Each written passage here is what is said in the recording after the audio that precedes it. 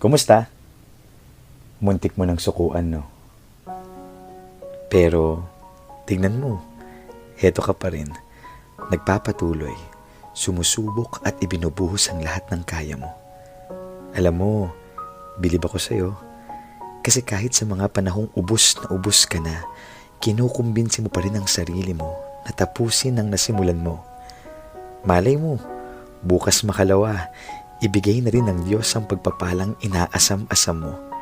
Basta tiwala ka lang sa kanyang plano at tandaang may mga naniniwalang kakayanin mo.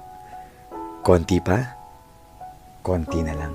Kung mahal mo ang iyong ginagawa, hindi mo kailangan ng recognition para gawin siya ng tama. Be a person of excellence. Ma-recognize man o hindi, gawing pulido palagi ang trabaho. Kapag naging habit mo to, maniwala ka, hindi pwedeng walang makapansin sa performance